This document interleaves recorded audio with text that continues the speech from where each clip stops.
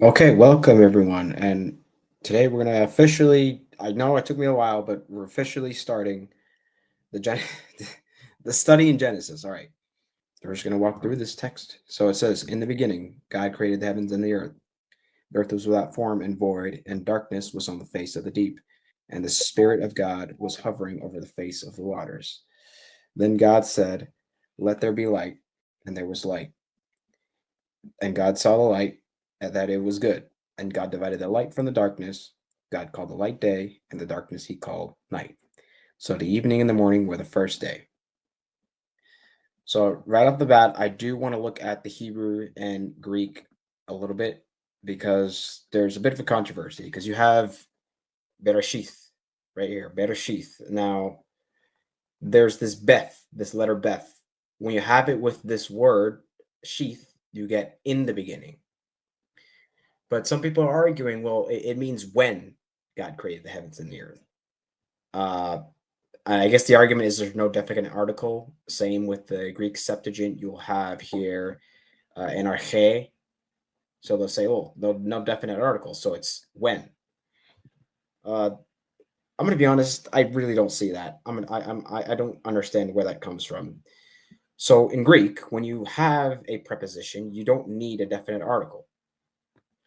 For example, John 1:6.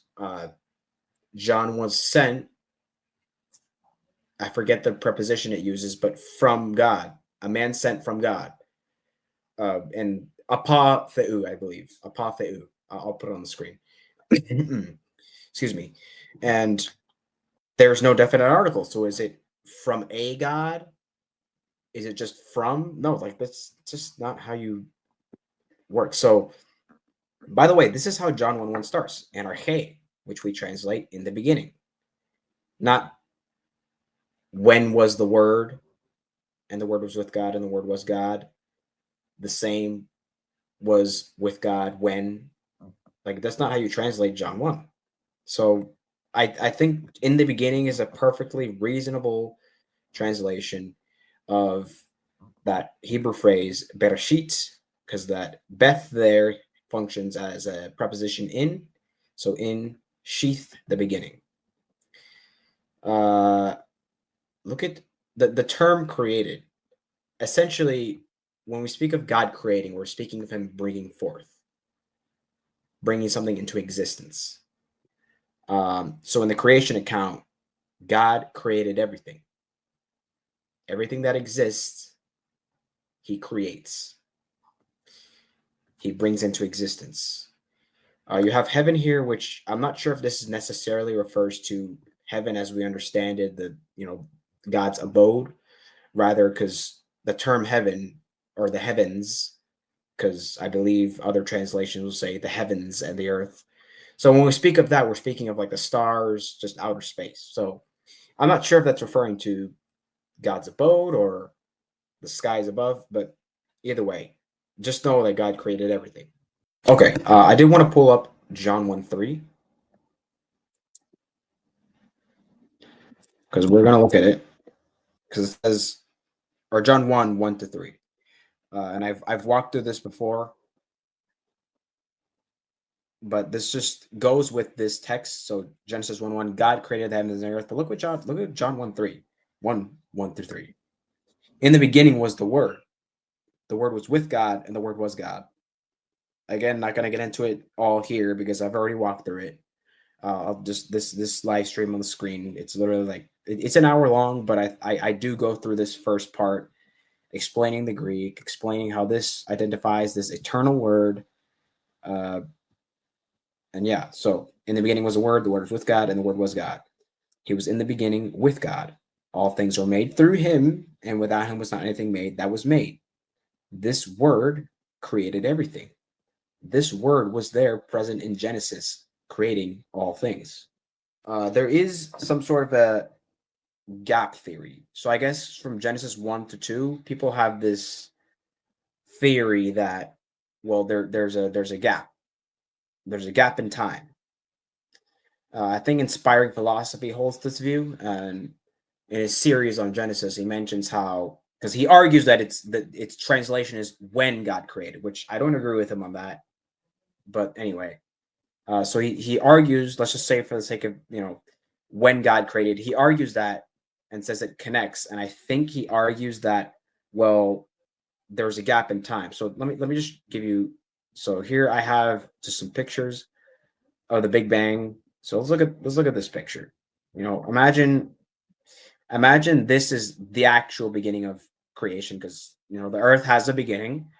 So you go through and then you say, let's say that around this time is when God actually starts creating. This is what Genesis is on that view is talking about, like this time period here. But all of this happened in the gap. I do want to read this. This comes from the Complete Book of Bible Answers, and it mentions, is there any merit to the so-called gap theory regarding God's work of creation? The gap theory teaches that there was an original creation, Genesis 1:1, and that as a result of Lucifer's rebellion and fall, the earth became chaos. So that's sort of like, the actual view. But there's different types of ways people may articulate it, but that's the main way people articulate it. The picture of formlessness, emptiness, and darkness in Genesis 1:2 is allegedly a picture of divine judgment, for God could not have originally created the earth this way. Millions of years are said to have taken place between verses 1 and 2. So that's the position. Verses 1 to 2, there's some sort of a gap on that position, which I do not hold to, by the way, just saying. There are a number of problems with the gap theory. For one thing, the grammar of Genesis 1 through 2 does not allow for a gap. Verse 1 is an independent clause. Verse 2 is composed of 3 circumstantial clauses explaining the condition of the earth when God began to create, and it is directly connected to verse 3. There is no break between verses 1 to 2. Grammatically, then, the gap theory just doesn't fit. The gap theory also depends on the phrase formless and void, meaning evil or the result of judgment. However, its usage in Job 26:7 and 45:18 does not support this idea.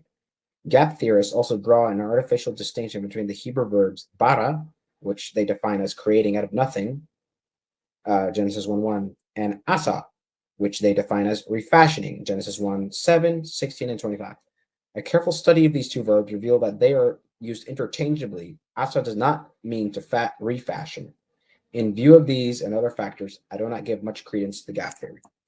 So that's just one. I could spend a few minutes going through the different things, this different books I ever say. I could go through commentaries and online here, but just know, like, I do not hold to it. Some people hold to it. I'm not going to spend so much time arguing against it. If you hold to it, that's fine. We don't have to argue about it. I just don't hold to it. That's the point I want to make. There is something interesting that I did get this from Sam Shamoon, and I used to agree with him on this, but I'm not sure if I do now, uh, because of what I read John Calvin's commentary, and he makes an interesting point. So I'm not sure, but we're just gonna look at this. This is very interesting. Make sure you just might. Okay, yeah, my camera's not bad. All right, so in verse 2, you'll see here the Spirit of God. Now Elohim, God, in Hebrew, it's plural. And many people argue, well, that includes the Father, Son, and Holy Spirit. Sam Shamoon argues that it includes the Son and the Father. Because here, look, but you are not in the flesh, but in the Spirit, if indeed the Spirit of God dwells in you. Now watch this. So you have, hold on a second, get this out of here. Okay, so you have the Spirit of God, right? But then watch this. Now, if anyone does not have the Spirit of Christ, he is not his. So what Sam Shamoon argues is, since the Spirit of God is also the Spirit of Christ, but the Spirit of God was right there in Genesis 1, therefore Christ was also there. Now, I did want to read John Calvin talk about this, because he has a very interesting point to raise up. Calvin's commentary on Genesis 1, and look what he says. I don't know how many of you really respect John Calvin, but I respect him as a theologian. And this is what he says about the term God. He says, Moses has it Elohim, a noun of the plural number, whence the inference is drawn that the 3 persons of the Godhead are here noted. But since, as a proof of so great a matter, it appears to me to have little solidity. So John Calvin does not hold this. He doesn't believe the term God here is including all 3 persons. And he's going to explain why. will not insist upon the word, but rather caution readers to beware of violent glosses of this kind. They think that they have testimony against the Asians to prove the deity. Asians. Wait a minute. I don't know what that refers to exactly. To prove the deity of the Son and the Spirit. But in the meantime, they involve themselves in the error of Sabellius. That's modalism, Sabellianism. Because Moses afterwards subjoins that the Elohim had spoken and that the Spirit of Elohim rested upon the waters. If we suppose the three persons here to be denoted, then there will be no distinction between them. So if you have Elohim including all three, and then you have the Spirit of God, well, then it's interchangeable. That's modalism. That's oneness theology. For it will follow both that the Son is begotten by himself, and that the Spirit is not of the Father, but of himself. For me, it's sufficient that the plural number expresses those powers which God exercised in creating the world. Moreover, I acknowledge that the scripture, although it recites many powers of the Godhead, yet always recalls us to the Father and his word and spirit. Okay, yeah. So I don't know if I agree with him there when he starts talking about that the plural means his powers which God exercised in creating the world. I think the plural just functions like I've heard this, that the plural Elohim functions like the word sheep. So the word sheep can be singular or plural. For example, I see a sheep over there versus my sheep hear my voice and they follow me and I give them eternal life. That's verse in John 10. I forget if it's John, I think it's John 10:18. So the word sheep can function both ways, and that's essentially how the word Elohim functions in Hebrew. So I don't think it's necessarily because of God's power that's why it's plural or plural of majesty. I think it's just I think that's just Hebrew grammar. That's simply Hebrew grammar. Let's look at Genesis 1:2. Genesis 1:2. This is where things are going to start getting a little interesting. The earth was without form and void, and darkness was on the face of the deep. What is form and void?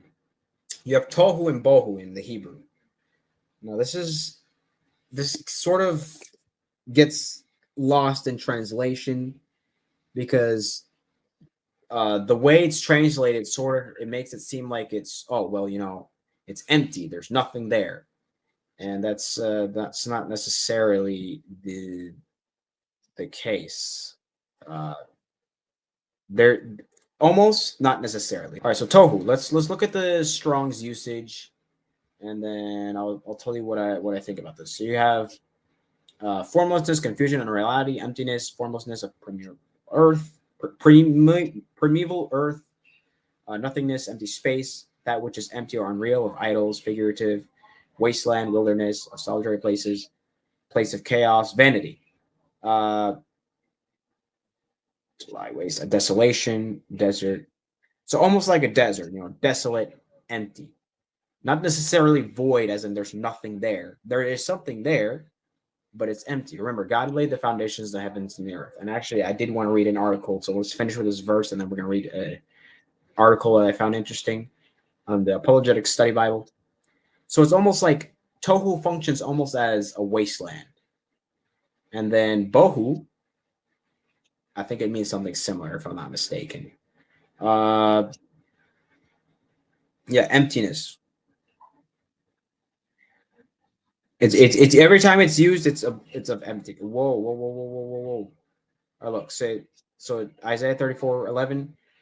Also raven shall dwell in it, and he shall stretch upon a land of confusion, and the stones of emptiness, Jeremiah 4:23. So emptiness, a wasteland. There's nothing. So the thing that's there has emptiness. So for example, a desert. Okay, well there's sand, but we still consider it empty because there's no life. It's just sand. That's essentially what it is here. You just have the earth that has not been filled. The Greek terms here essentially mean the same thing. You have aratas. No, hold on. Aoratas kai akataskus. I'm sorry, I'm butchering this. Akatask kuastas. This one, I believe, this is invisible. Aoratas, invisible, and I forget what this was. It doesn't have a Strong's number, but it essentially almost means like unmade. So it was it's like, it's not, it's empty, it's desolate, it's not formed yet. It's there, but it doesn't have its. Think of a canvas, right? The painter in a canvas. So he has the canvas and then he fills it and paints it. That's essentially what happens in creation, right? So yeah, so nothing is filled yet, but we're gonna see that already in the first day something gets filled. So you have, and darkness was upon the face of the deep. So darkness here is taken by some to be some sort of metaphor. Now, uh, I don't. I'm gonna be honest. I just I don't I don't see that. You can say that there is maybe some symbolic meaning there, but to say that it is symbolic and not literal because it uses the word darkness is pretty fallacious reasoning in my opinion. Look at Exodus 10:11. Did I put the wrong text? Okay, there's a verse in Exodus that has darkness functioning literally. It's when there's the 3 days of darkness. That's not a metaphor, right? It's not like, oh well, there was actually no darkness. It was a metaphor. No, there was actually 3 days of darkness, right? So the word darkness itself does not mean, well, this has to be a metaphor then. I think Radim Zoomer argued this when he debated Keith Foskey on Young Earth Creationism. He argued that, yeah, well, you have the word darkness there. Uh, that's that's a metaphor of evil, and you can say that there is maybe some symbolic thing going on, sure, but I wouldn't say that that takes away from the literal meaning of, well, yeah, there's also just, it's just dark. There's no light, which is what God brings forth here. Look at this. And the Spirit of God moved upon the face of the waters. The Spirit of God. That's very interesting. So, what is the Spirit of God doing there? Well, he is, first of all, he is creating. All right, so what is the Spirit of God doing here? Well, let's look at some text in Job and then one in Psalms. So we have here Job 26:13. By his Spirit he adorned the heavens. By his Spirit he adorned the heavens. Wow, interesting. The Spirit made everything. The Spirit of God has made me, says Elihu, who it isn't exactly explained if he was condemned by God or not. God never says anything against him, only against the three other friends. Elihu seems to have represented God more accurately. Not that everything he says is true, but he's, at the very least, he's appealing to a theological truth there, right? The Spirit of God has made me, and the breath of the Almighty gives me life. This is something he says that is true. The Spirit of God created him, has made him. Look at Psalm 104:30. You send forth your Spirit, they are created. The Spirit is creating there in Genesis. That's why the Spirit is mentioned. I also want to mention a note that the Reformation Study Bible has. This is what it says. It says, God's Spirit gives life. When he withdraws his Spirit, life ceases. He continues to give life and withdraw life. The Spirit is active in building of temples, the cosmos, the tabernacle, Christ, the church, and then see the personality of the Holy Spirit at John 16:23. Yes, the Holy Spirit is a personal being. So the Spirit of God was creating, and then you could say giving life, right? So, for example, when Jesus says, into your hands I commit my spirit, his spirit separates from his body, and then his life ceases. That's essentially what's happening with creation. God's spirit, if God's spirit separates from creation, you do not have life. So, the Reformation Study Bible says that the spirit was there also life giving. So I find that very interesting. Now I want to find an article. Give me like 1 second. All right. So something this sort of brings up is, the cosmological argument, because the topic will be sometimes regarding this is, does God exist? Did God actually create everything? And I think the cosmological argument goes really well with Genesis 1. I'm just going to read this article because it presents it really well. So here it is. The cosmological argument starts with the existence of the universe and reasons to the existence of God as the best explanation of the universe. There are different forms of the argument. Two important versions are I'm going to butcher this, Leibnizian and Thomist arguments. which are named respectively after Gottfried uh, uh, W. whatever his name is, AD 1646 through 1716, and Thomas Aquinas, AD 1225 to 1274. In recent years, a third version has become prominent, and it may be the most effective of all, the Kalam cosmological argument, which can be diagrammed as a series of alternatives. The universe either has a beginning or no beginning, caused or uncaused, personal or impersonal. The defender of the argument tries to establish one horn of each dilemma and thus to argue for these three premises. Premise 1, the universe had a beginning. Premise 2, the beginning of the universe was caused. And premise 3, the cause of the beginning of the universe was personal. All right, so one philosophical argument for premise 1 involves the impossibility of creating an actual infinite number of events. I find this really cool. For example, if you start counting 1, 2, 3, then you could count forever and never reach a time when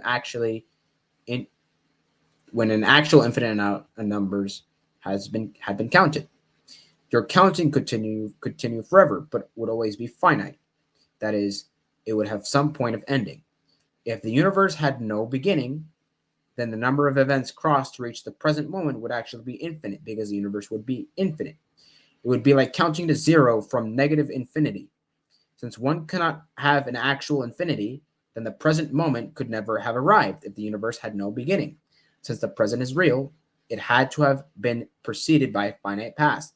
Therefore, there was a beginning or first event. So this is really cool. Whoa.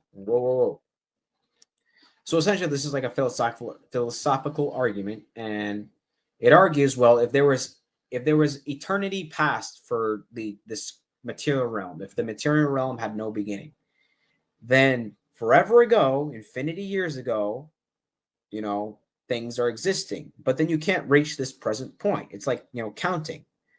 If when I start counting 1, 2, 3, all right, I can reach a number, but if I go into forever past in the past, I'm never going to reach a starting point, and then you never reach this present point, right? It's just incoherent, and I'm going to put the thing on the screen so you can read it. One scientific argument for okay, I'm not going to get into that because you can read it for yourself. I'll have it on the screen, but yeah, I'm not going to completely be able to break it down. I mean, I could if I just take a few seconds to research it, but I don't feel like it. But it's a scientific argument that also. Actually, let me look at it really quick. If maybe I can explain it. Okay, never mind. I think I can just explain it. So one scientific argument for premise 1 derives from the second law of thermodynamics, which in one form states that the amount of useful energy in the universe is being used up. If the universe were infinitely old, it would have rarely used up all its useful energy and have arrived at a temperature of absolute zero. Since there are many pockets of useful energy, for example, the sun, the universe must be finite in duration. Therefore, there was a beginning when the universe's useful energy was put into it from the outside. Premise 2 is confirmed by universe. Okay, so yeah, so before I get into premise 2, so the universe, right? So if we say that, if we go by that law of thermodynamics, that energy is being used up, if the universe was infinite years old, then that would have been already used up infinite years ago because it's a finite temporal energy. So there's got to be a beginning point. Premise 2 is confirmed by universal experience with no clear counterexample. Alleged cases where something comes from nothing actually involve one thing coming into existence from something else. For example, lead from uranium. Evidence for premise 3 derives from the fact that since time, space, and matter did not exist earlier than the beginning of the universe's cause had to be timeless, spaceless, and immaterial. This cause cannot be physical or subject to scientific laws, since all such causes presuppose time, space, and matter to exist. The universe's immaterial cause was timeless, spaceless, and had the power to spontaneously bring the world into existence without changing first to do so. Excuse me. If it had to change before bringing the world into existence, then that change the act of bringing into the world existence would be the first event. Such a cause must have a free will, and since only persons have free will, it is a personal creator. So that's the philosophical argument. I am not sure if I'm going to take that method of apologetics yet when regarding the existence of God. I'm still considering presuppositionalism versus classical apologetics, but that doesn't mean that if you're a presuppositionalist, you can't use arguments for the existence of God. You absolutely can, and you can study them for yourself, even if you don't present them. So either way, I think it's a good thing to look into the cosmological argument, and I think it's very relevant when it comes to Genesis. Now, verse 3, then God said, let there be light, and there was light. So again, if we're going with the metaphor, so darkness is evil, corruption, then light is the good, the beautiful. The Greek word kalos can mean beautiful or good, it's depending on the context. So this is the first time we see God actually speaking. Now, again, I think I'm leaning to agreement with John Calvin that God here isn't referring to all three persons. If you want to, you can say that it includes all three persons. I would just argue that you have the word there that's not mentioned in Genesis but is present because John 1 tells us. You have the Spirit of God, and then you have God who's the Father. I think that's good enough to argue without having to say that all three are mentioned here as God. I don't know if I would go down that route because I don't want to get into Sabellianism or modalism. I don't want to get there. I don't want to go down that route. So, John Calvin makes a really good point. So this is the first time God speaks. He says, let there be light. And guess what? There was light. Look at Psalm 30. Let's look at Psalm 33, which some people take as a Trinitarian passage. I don't know if I do, but I mean, you could. We'll talk about it right now. Let me just go Psalm 33:6. Very interesting. So this is how God creates. By the word of the Lord, the heavens were made, and all the hosts of them by the breath of his mouth. Right. So some people will say the word of the Lord is the pre-existent Jesus, and then the breath, because you have ruach in Hebrew, ruach. I'm trying to pronounce it correctly. Used interchangeably with spirit. So let's say the breath is the spirit, and that's the Trinity right there. I don't know if I argue that. I find it hard to articulate, so I wouldn't go there, but you can maybe say that. But I think what's happening here is this is God speaking things into creation, right? So when he says, let there be light, well, there's light. That's how God works. You could also say that when the Father, maybe you can argue this, that the Father speaks and then the Son and Spirit act it out. Maybe you can argue like that. But whatever's happening, God speaks things into creation, into creation, into existence. God speaks light. You can say it represents goodness. Let's go to verse 4. And God saw the light, that it was good, and God divided the light from the darkness. Whoa. Don't copy that. No, I don't want to copy that. So, when it says God saw the light, this isn't something where God has to test, like, did I do a good job? This just is showing that God approves of it. He recognizes that my creation is good. Not that he's testing it and saying, I'm going to make sure, is it good there? That's not how God is like. God is perfect. I almost forgot to mention. So God creating here, he's creating out of nothing, right?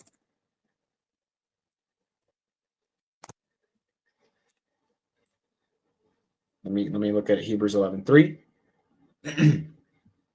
By faith, we understand that the worlds were framed by the word of God, so that the things which are seen are not made of things which are visible. Right? God God created ex nihilo in Latin, out of nothing. So I just wanted to make that point because I almost forgot to say it. But anyway, and God saw the light that it was good, and God divided the light from the darkness. So again, if you can say that there's, again, maybe some allegorical going on. I don't want to say that it's purely allegorical. I think there is literal things being talked about. But anyway, so if you want to say that there's an allegory of evil and good, God divides the light and darkness. You see here purpose and order in creation. Everything has its own purpose and order. this water bottle here, to hydrate me. I love water. Anyway, to hydrate me, everything has its own purpose. These study Bibles I have here, you got the Apologetic Study Bible, Reformation Study Bible, I have a Treasury Scriptural Knowledge, Complete Book of Bible Answers. I've got a few more things downstairs.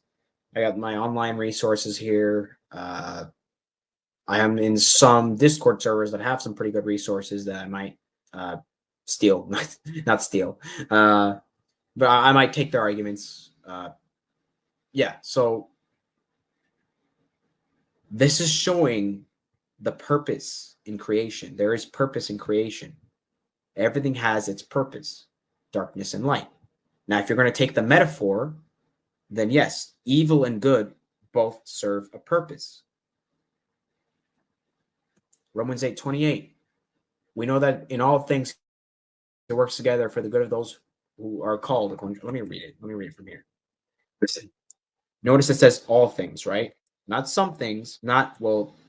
Evil is apart from his plan. It's outside of his will. Well, look at, and we know that all things, right? We know that all things work together for good, to those who love God, to those who are called according to his purpose.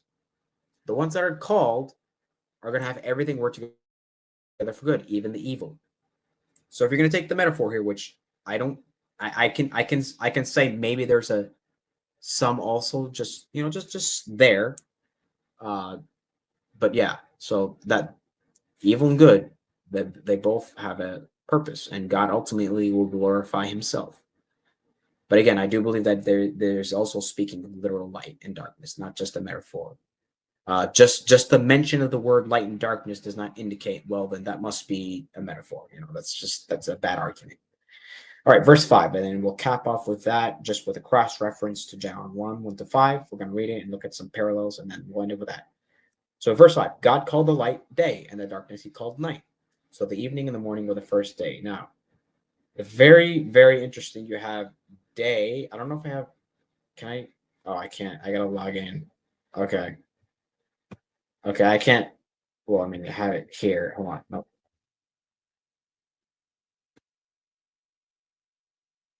this out of here. Okay. So you have day and night. Why is the light and darkness called day and night? One thing to point out here is the Bible's not a scientific textbook, right? It's not. You're not meant to. Okay, well, like we got the first law of thermodynamics and the periodic table. You're not meant to get science from the Bible. Maybe in some cases, maybe I'm not sure off the top of my head, but the Bible's not a scientific textbook. Science is a great tool. It's wonderful. I myself, I'm pretty interested in astronomy. I love the stars. I love, just the vast size of everything. It's really intriguing. Not a big fan of math, but so what does this say? Okay, that's weird. All right. Anyway, so this is not a scientific textbook, right? This is not meant to teach us science. So calling it day and night is not meant to be, well, uh, you see it's a scientific error because day and night is the sun and the moon. Well, that's how we understand it today in our culture and with our modern knowledge of science. But here, day and night are not being used of the sun and the moon, which are not even created yet. Day and night just refer to the light and the darkness. Light and darkness was associated with day and night. Now there are exceptions, right? Like at night, you can have a fire and there's light there, or at night, excuse me, and during the day, you might have a dark room. If you just, you cut away all the sunlight somehow, you can have that. Those are exceptions, but generally, when you speak of light and darkness in the outside, that's that's in reference to day and night. So it's not, remember, not a scientific textbook. So this is intriguing. I really am intrigued by this. Evening and morning were the first day. What is the evening and morning? Uh, I did want to read the Reformation Study Bible has stuff on that. But there's a lot of views on the evening and morning. So I don't know if it wasn't clear already, but I do hold the young Earth view. I think it's the most biblical. Now, again, I could be wrong, right? I could be wrong on it. I'm not omniscient, but I do think that it is the most biblical view. But there are other positions that they are possible. I'm not going to say that it's impossible to say that an old Earth view or any type of other view is impossible. I just think that's the view that is most likely. But I could be wrong. So it has a note on the different positions on day. I don't know if this is every position out there, but evening and morning. What does evening and morning and day refer to? Or the creation account raises two significant interpretive issues. The first concerns the age of the universe. The second concerns the meaning of the word day. Reformed scholars have proposed a variety of views on both of these issues. First, regarding the age of the universe, some advocate a young Earth dating the beginning of the creation from 4,000 to 10,000 BC. This view holds that the Earth and the universe were created with apparent age.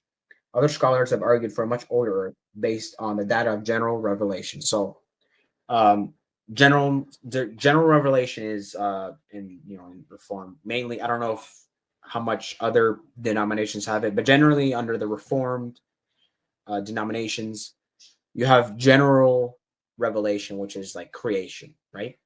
So through creation, there's a God. You know general truths about God.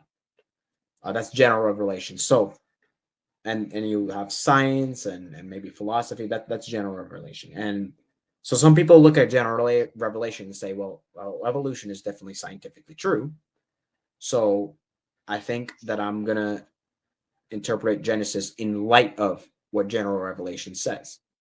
And I don't think that's necessarily wrong, right? I'm not going to sit here and tell you that, oh, God above science, So if you're convinced that scientifically speaking, evolution and an old Earth, old universe, Big Bang is true, uh, I do think that we should interpret the Bible in light of what we know about creation. Yes, because general revelation, I believe in it.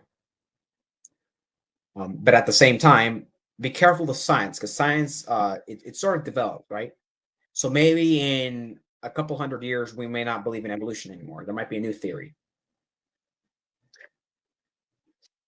and then we might have new views on Genesis because of that. So be a little careful with that and science and interpreting the Bible. But I do think that again, general revelation, absolutely, you do want to also interpret the Bible in light of general revelation to go together. So, what are the views in evening and morning? First one is that they're literal, and the objection would be, well, how is there an evening and morning if there's no sun? I think it's just referring to the time, right? The evening and morning are just, because God is omniscient. He knows the time. He knows the time where the sun would be rising and setting, and then it's set into motion. So I do think it's literal, not referring to literally the sun setting, but a time. I believe Saint Augustine interpreted it more allegorically in his book Confessions. He argued it is more allegorical, it's not a literal day and night, and either or. Let's look at the other views. So first, regarding the age of the, oh wait, hold on, that's I already read that. Second, regarding the interpretation of day, the calendar day view holds the Hebrew word yom as referring to literal sequential 24-hour days. The word day should not be isolated from refrain morning and evening. This expression suggests 24-hour days are in view. Uh, Now there are like 6 views here, so I'm gonna try to read through them fast, not try to dwell too much on them because I want to finish this now.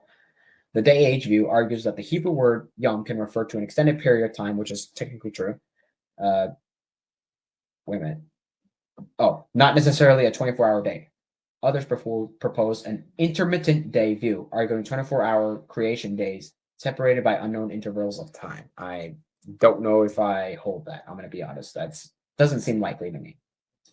The analogical day view understands the creation week as a description of God's work week, an exemplar of how we ought to pattern our week. 6 days of work followed by one of rest and worship. So, like, it'll be an allegorical. Well, this is not literal. This is just framing the 6-day work week because there's 6 days in creation, 7 days rest. Wait a minute. The days are thus God-divided days, which are considered broadly sequential. Finally, some scholars emphasize that the days of creation constitute a literal framework that describes God's creation of dwelling places on days 1 to 3 for objects and creatures fashioned on days 4 through 6. Advocates of this framework view stress that the creation account is designed to teach that God alone is the creator of an orderly universe and to call on human beings made in the creator's image to reflect God's creative activity in their own pattern of labor. We should note two things in response to these interpretive issues. First, Scripture does not speak directly to the question of the age of the universe. Each interpretation of the length of days, as recorded in Genesis 1, is compatible with either an older or younger position. Second, some of the views on the length of days are in fact compatible with one another. For example, the framework view, since it is an observation about the literary structure of the text, can be held in conjunction with a view that suggests the creation days were longer, and also in conjunction with a view that teaches the creation days were consecutive 24-hour periods. So some of the views go together. The Study Bible argues that, it's not necessarily like you can't be dogmatic over it. The Bible doesn't explicitly tell us how old the universe is. Like you can't be dogmatic over it. Now, again, I do believe that it is a young Earth. It is, speaking of literal days, I do believe that, but I won't be dogmatic over that. I can acknowledge I could be wrong about this. Now, one verse that convinces me that I'm not wrong about this is Exodus 20, verse 11, I believe, if I'm not mistaken.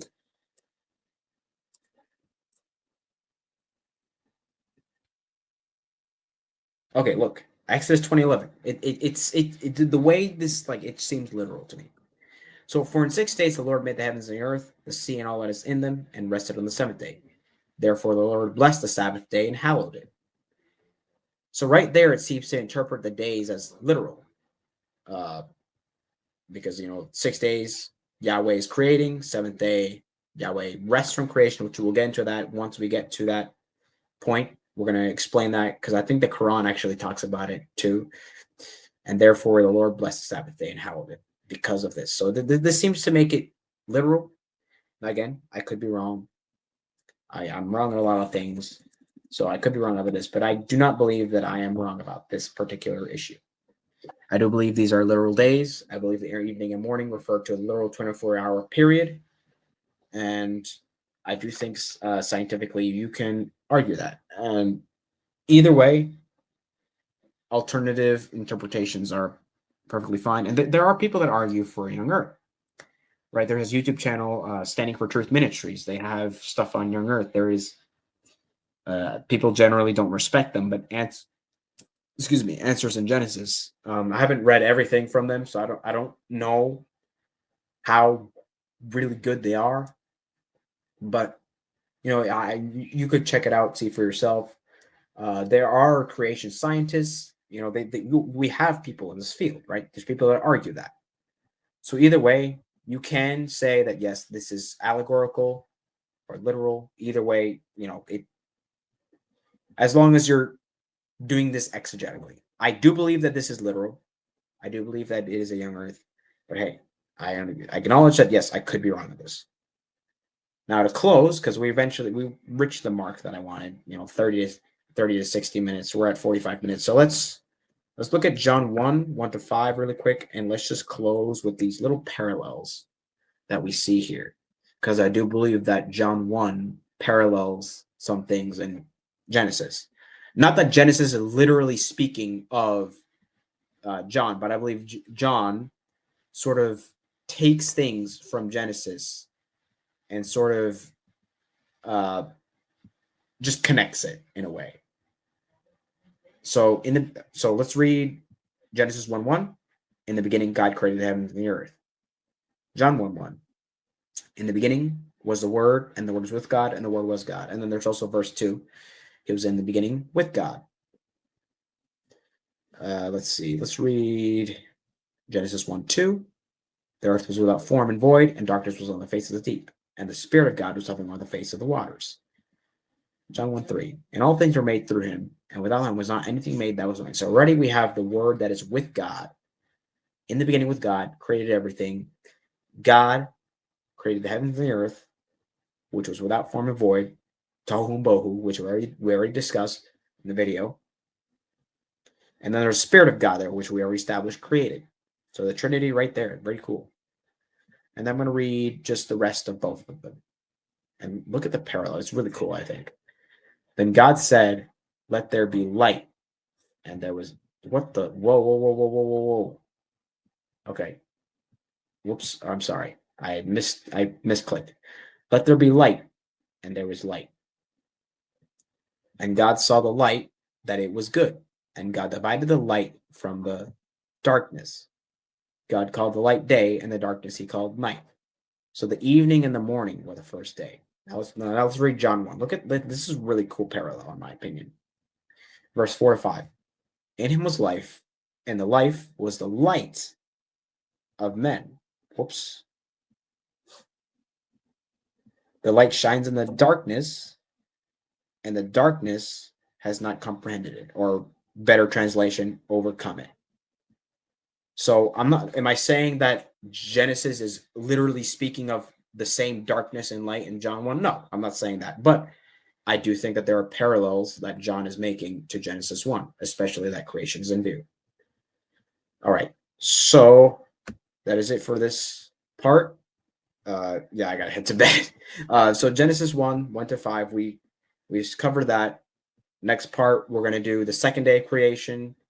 And yeah, with that being said, God bless you all and goodbye and good night if it's night for you. It's night for me. So